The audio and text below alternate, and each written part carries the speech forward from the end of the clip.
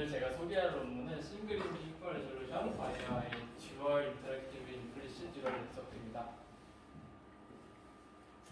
이 논문은 WACV에 2023년 업색됐고 저자분들을 보시면 두 분이 작성을 하셨는데 첫 번째 분은 구글 스칼라에서 정보를 찾을 수가 없었고요.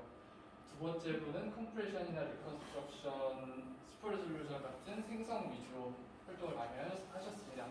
그리고 컴프레션 같은 경우에는 특히 이 논문에서 중요하게 다룬 임플리시트 리프레젠테이션이 중요한데 그 부분에서 영향을 주지 않았을까라고 생각을 합니다. 일단 WACV라는 학회에 대해서 조금 설명을 드리면은 겨울 학회입니다. 컴퓨터 기술에 대한 겨울 학회고 그 H5 인덱스를 보시면은 12월 5일 기준으로 맨 위에 12PR부터 ICCV, ECCV 쭉 있고 9위에 있습니다. 그래서 오늘 발표드릴 순서는 Introduction Related Work, Method Experience 순인데 이 논문이 사실 메서드 부분이 그렇게 내용이 많지가 않고 인트로덕션이랑 릴레이티드 워크를 좀 재밌게 풍부하게 들으실 수 있도록 발표 준비했고요.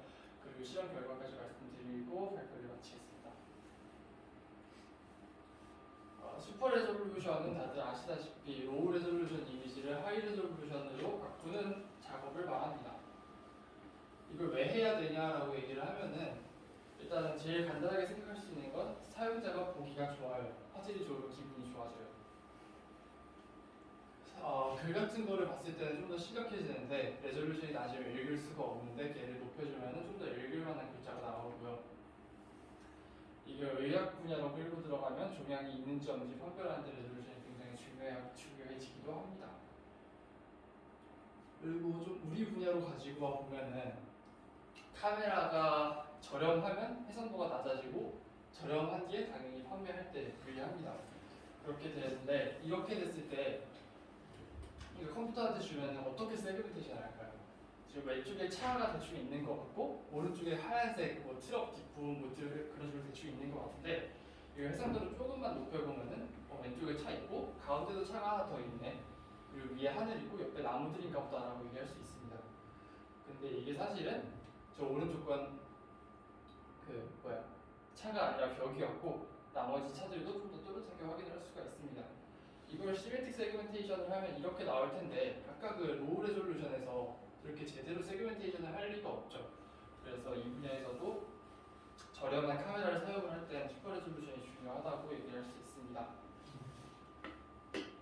임플리시트 리프레젠테이션에서 이라고 말씀드리기 전에 이미지라는 게 꼭 고해상도라고 항상 좋은 건 아니에요. 레졸루션이 높으면 당연히 효율이 떨어지는 트레이드 오프 관계가 있게 되고 그래서 태스크에 따라서 그 레졸루션을 각각 다르게 복원을 하고 싶은데 기존의 기술로는 그 레졸루션 하나에 따라서 모델을 각각 다 학습을 시켜야 되는 불편함이 있습니다. 그래서 여기서 하고 싶은 거는 모델 하나를 학습을 했는데 걔가 어떤 레졸루션인지 만들 수 있게 하고 싶다입니다. 이 논문에서 얘기하고 있는 컨트리뷰션은 싱글 이미지 슈퍼 레졸루션 태스크에서 네트워크를 두 개의 브랜치로 나눴습니다. 컨텐츠 브랜치랑 포지션 브랜치로 나눠서 걔는 둘이 인터랙션해서 좀 더 좋은 결과를 만들 수 있게 하겠다는 거고요. 그리고 임플리시트 뉴럴 네트워크를 만들었고 그 이미지가 로컬하게 컨티뉴어스 하다는 건 이따가 좀 더 자세히 말씀드리겠습니다. 그리고 효과적으로 돼서 여러 데이터셋 벤치마크에서 잘 나왔다 되겠습니다. 릴레이티드 워크를 하나씩 말씀을 드릴 텐데 싱글 이미지 슈퍼 레졸루션을 딥러닝으로 해결하려는 접근들이 여러 가지가 있었어요. 일단 처음에 제일 쉽게 생각할 수 있는 거는 이미지를 좀 트레디셔널 방법으로 업스케일링 한 다음에 뉴럴넷을 통과시키는 중에 리파이먼트를 붙이는 거예요. 이렇게 했을 때 되긴 되는데 안 좋은 점은 이걸 일단 임의로 키웠기 때문에 그때 생기는 아티팩트들은 어쩔 수가 없습니다. 그건 네트워크를 통과시켜도 지우기가 어렵다고 얘기를 하고 있고요. 그리고 그 다음에 좀 더 네트워크를 딥하게 쌓고 커널도 많이 써서 좀 더 제대로 복원을 하고자 했는데 그래도 아티팩트는 지우기가 힘들었습니다. 그래서 사람들이 생각을 한 게 이미지를 그 업스케일링하고 걔를 네트워크를 통과시키는 것도 좋은데 이미지에서 피처를 뽑고 그 피처를 업스케일링 하지 않았어요. 그래서 보시면은 srCNN이라고 써있는 부분이 기존의 방법이고 밑에 frCNN이라고 써있는 방법이 피처를 업스케일링 하는 방법입니다. 이렇게 했을 때 각 레이어마다 인터랙션을 주면서 걔네가 정보를 교환을 해서 결국에 좀 더 좋은 그 슈퍼 레졸루션을 할 수 있게 만들어주는 방법이 있었고요.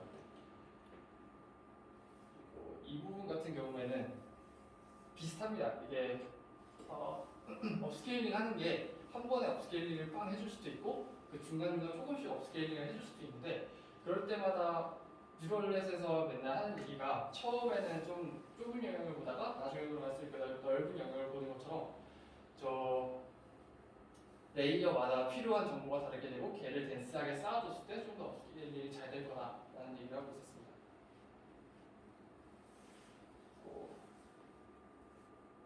이 부분도 비슷한데 저 RDB는 그냥 덴스넷이랑 레즈넷을 섞은 거라고 보시면 되고요.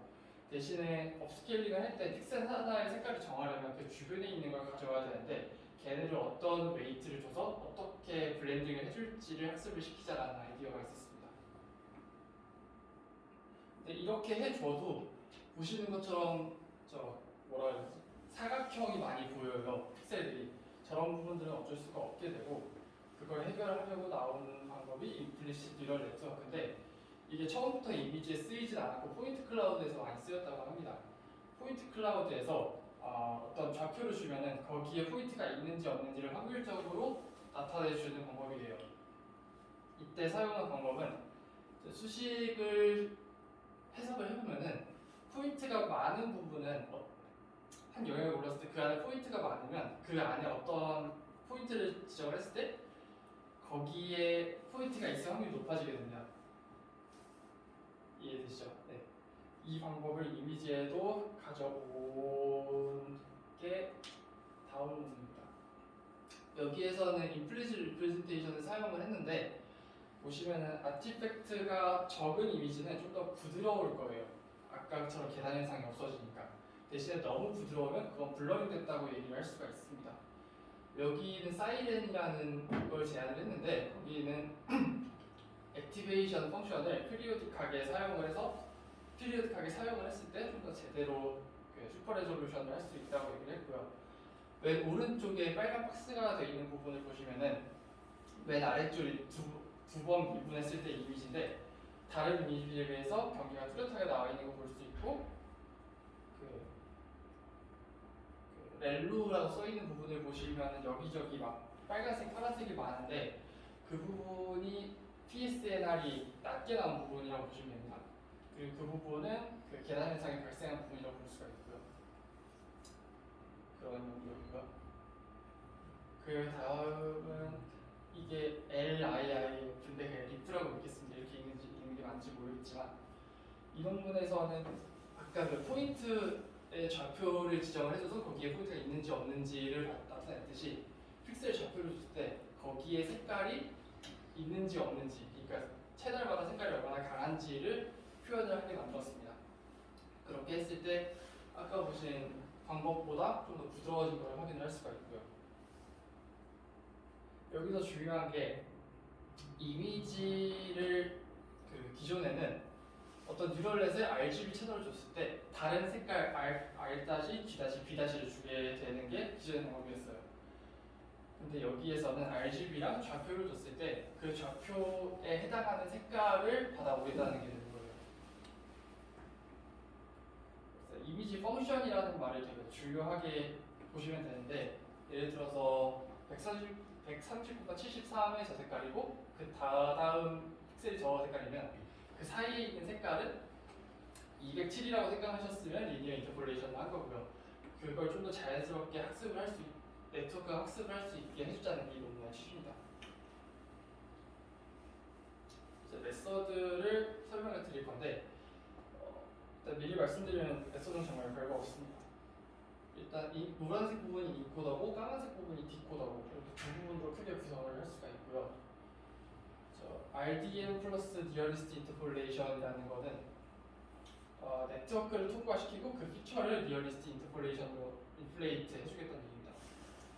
그리고 아랫부분이 포지션에 대한 얘기인데 저기에서 그 쿼리 포인트에 대한 피처를 만들어주는 레이어 브랜치고요. 그리고 그 윗부분은 이미지에서 뽑은 피처를 가공해주는 레이어입니다. 그리고 엘리멘트 와이즈 멀티플리케이션을 곱한 다음에 원바이원 컨버전을 통해서 결과를 뽑아내게 되고요. 그래서 인코더 부분에서 좀 이상한 짓을 했는데 피처가 나왔으면 걔를 좀 컨티뉴어스하게 만들어주기 위해서 저런 식으로 한번 폴딩을 해준다고 합니다. 그렇게 했을 때 저 사각형 끄어진 부분 하나하나를 기준으로 연속돼 있다고 볼 수 있다고 얘기를 하고 있고요. 디코더 부분에서는 이거는 방법이라기보다는 생각에 가까운데 로우 레졸루션 픽셀이 빨간색이고 하이 레졸루션으로 파란색이 하이 레졸루션으로 스케일링 할 때 그 좌표를 연속된 걸로 보였다는 거예요. 디스크릿하지 않게. 그렇게 했을 때 색깔을 연속한 스페이스에서 가져올 수 있기 때문에 이 방법을 사용을 했고요. 그리고 디코더 전반적인 부분을 봤을 때 오른쪽 식을 그림으로 그린 게 왼쪽인데 이미지 피처랑 코디네이트 피처를 전부 섞어주면서 그 위치의 색깔을 가져오려면은 이미지의 어느 부분에서 색깔을 가져와야 되는지를 학습을 하게 구성이 되어 있습니다. 시험 결과에서 말씀을 드리기 전에 여기서 사용한 데이터셋이랑 매트릭에 대해서 간단하게 소개를 먼저 드리겠습니다. 다이브 2K라고 이분들이 뭔지 모르겠지만 이렇게 읽을게요. 다이브 2K 데이터셋은 12PR이랑 ECCV에 억셉이 된 데이터셋들이고 스플릿은 저렇게 총 1000개의 이미지를 800, 100으로 나눴고요. 그리고 2배, 3배, 4배로 다운스케일된 로우 레졸루션 이미지를 가지고 있고 방법은 바이큐브를 사용을 했습니다. 그리고 이 논문에서는 트레이닝이랑 밸리데이션을 둘 다 사용을 했고요. 그리고 셋5랑 셋14이라는 이미지가 있는데 데이터셋이 있는데 이거는 마찬가지로 2배, 3배, 4배로 다운스케일링을 했고 여기서 밸리데이션만 사용을 했습니다. 그리고 맨 밑에 보시면 레나가 포함이 되어 있는데 이 이미지들이 그 슈퍼 레졸루션 논문을 보시면은 되게 자주 등장하는 그림들입니다. 그리고 BSDS 100이랑 BSDS 200이 있는데 이 논문에서 100만 사용했고 다른 데이터셋이랑 비슷한데 여기 로우 레졸루션 이미지를 따로 제공을 안 하고 직접 다운스케일을 해줘야 된다는 특징이 있습니다. 그리고 얼번 100이라는 데이터셋은 도시의 풍경을 사진을 찍은 걸 데이터셋으로 가지고 있고요. 마찬가지로 로우 레졸루션은 제공하지 않습니다. 그래서 얘를 어떻게 평가를 했냐면은 첫 번째로 PSNR이라는 매트릭이 있습니다. 픽 시그널 투 노이즈 레이쇼인데 최대 시도가 있으면은 자극이 얼마나 많이 끼어있는지를 평가를 하는 겁니다. 그래서 분모로 노이즈가 들어가게 되고 분자로 픽 시그널이 들어가게 되는데 픽 시그널은 그 데이터가 가질 수 있는 그냥 최대값이라고 보시면 됩니다. 그래서 노이즈는 MSE를 가지고 평가를 했고요. 그래서 노이즈가 커지면 전체 값이 작아지니까 PSNR은 크면 좋다라고 보시면 됩니다. 그리고 세 번째 줄을 보시면은 분자에 1이 들어있는데 저게 보통 사용을 하는 방법이고 픽셀 값을 0부터 1까지로 표현을 했을 때 사용할 수 있는 식입니다. 그리고 포인트 클라우드가 노멀라이즈 돼 있을 때 그대로 사용을 할 수가 있겠고요. PSNR 여기 저자들이 사용한 방법이 PSNR도 사용을 했는데 로우 레졸루션에 대해서 PSNR도 계산했습니다. 일단 첫 번째로 스케일링된 이미지랑 원본을 가지고 PSNR을 계산을 하고 다운 스케일링을 한 번 더 해서 그 인풋이랑 PSNR을 계산을 하게 됩니다. 근데 PSNR이 그냥 높다고 무조건 좋은 게 아닌 게 똑같이 26.5 정도 되는 PSNR을 가지고도 저렇게 다른 결과가 나올 수 있습니다. 이게 다양한 게 그냥 이미지 전체 노이즈의 평균 값을 줬기 때문에 그 어느 픽셀이 정확히 얼마나 틀렸다는 알 수가 없는 게 PSNR의 한계라고 할 수 있고요. 그래서 자세히 보시면은 3번 이미지에는 노이즈가 끼어 있는 거 볼 수 있고 4번 이미지는 그냥 블러링 된 걸 보실 수가 있습니다. 3, 4번이라면 이제 2번, 3번입니다. 그리고 SSIM이라는 매트릭도 있습니다. Structural Similarity Index인데 말 그대로 구조적으로 얼마나 비슷한지를 보는 방법입니다. 이 시를 보시면은 LCS라는 비교 방법을 Y랑 Y 햇에 적용을 했고 걔네를 곱해주는 방법을 사용을 하는데 여기서 LCS는 각각 밝기, 대비, 구조라고 보시면 됩니다. 식을 보시면 빨간색 부분이 제일 중요한데 L부터 보시면은 평균을 사용을 하고 있습니다. 평균이라는 거는 그 밝기들의 평균이기 때문에 이미지 전체의 밝기를 측정을 할 수가 있고요. 그리고 그 밑에 시그마는 표준 편차인데 그 픽셀들 간의 밝기가 얼마나 차이가 있는지를 표현하는 게 컨트라스트이기 때문에 그렇게 사용을 할 수가 있고요. 그리고 세 번째 S가 저 SSI에서 제일 중요하다고 보는데 코베리언스라는 거는 색이 그러니까 값이 변할 때 따라서 변하냐를 평가를 하는 거잖아요. 그러다 보니까 저게 결국에는 엣지가 얼마나 비슷하게 분포가 되어 있는지를 확인을 한다고 합니다.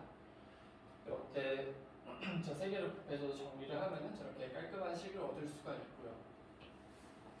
대신에 저거를 이미지 전체에 적용을 하는 것보다는 패치로 나눠서 각각 패치에 대해서 SSI를 구하고 평균을 내는 방법을 많이 사용을 합니다. 그리고 이걸 비슷하게 포인트 SSIM도 구할 수가 있는데 이거는 특이하게 피처의 차이를 가지고 SSIM을 계산을 한다고 하고 있었습니다.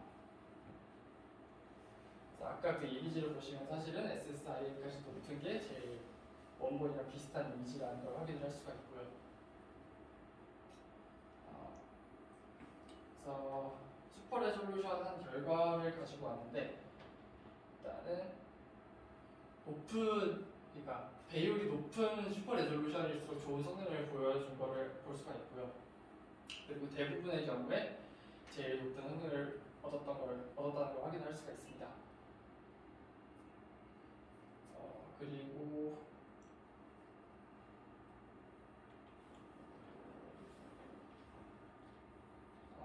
이 부분도 마찬가지로 제일 높은 성능을 받은 걸 확인할 수가 있고요. 아랫부분도 마찬가지로 여러 스케일에서 확인을 할 수가 있습니다. 그리고 이 부분 같은 경우에는 메타 SR이 아까 그 앞에 보여드린 방법들인데 LIIF보다 빠른 성능을 볼 수가 있고 메타 SR보다 좋은 성능을 아까 보신 것처럼 받았다고 확인을 하시면 될 것 같습니다.